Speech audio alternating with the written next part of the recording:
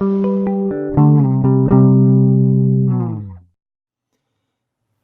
ladies and bees and gentlemen.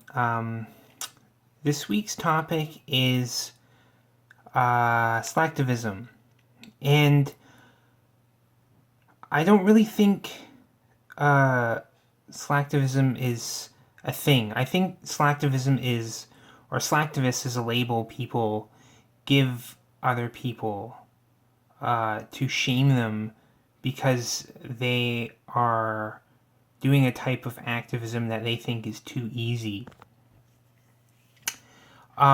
Usually, when someone is labeling someone a slacktivist, they're labeling someone who is doing online activism versus offline. And the rationale behind this, I think, is that uh, when you do something offline, like you actually have to go around, walk around physical space, and talk to different people in order to raise awareness for your issues. But I think this is just baseless effort justification bias because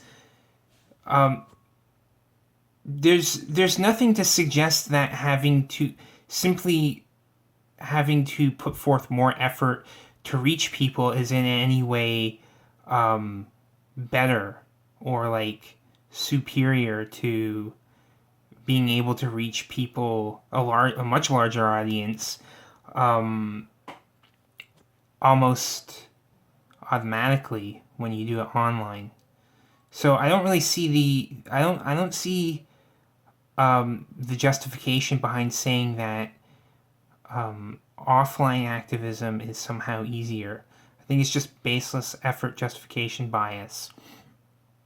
It's kind of the same bias that you see when people disparage people that work from home because supposedly working from home is somehow easier because you're not outside of your home, and therefore you must be slacking off.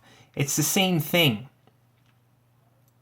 But I understand where this bias comes from because honestly, just about 100% of the amount of people that I see labeling other people slacktivists are people who are against the inherent basis of the issues that the person is trying to raise.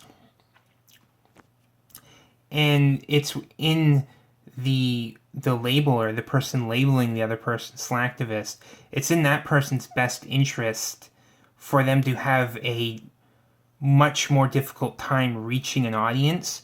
Not only that, but when you are in a physical space, you can be threatened out of that space.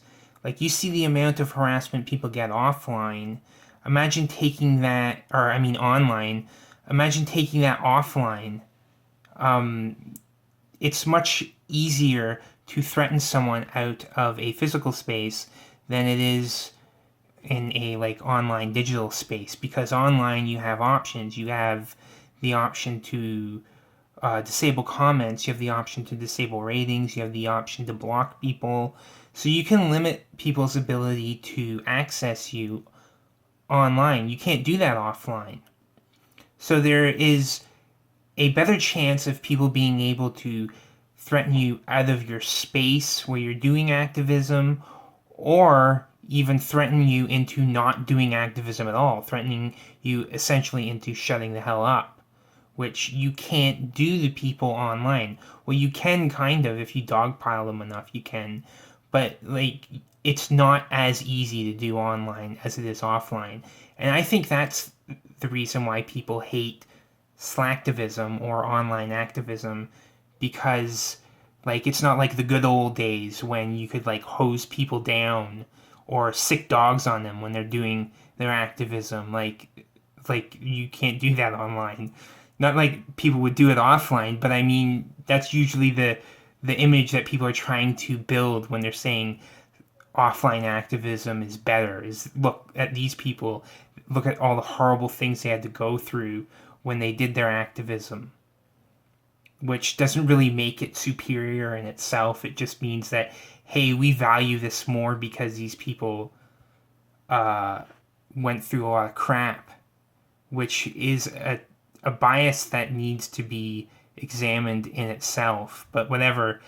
Yeah, that's my video on Slacktivism. I think it's a completely stupid topic, not to talk about, but like it's a stupid label to give someone. Anyway, yeah, thanks for listening.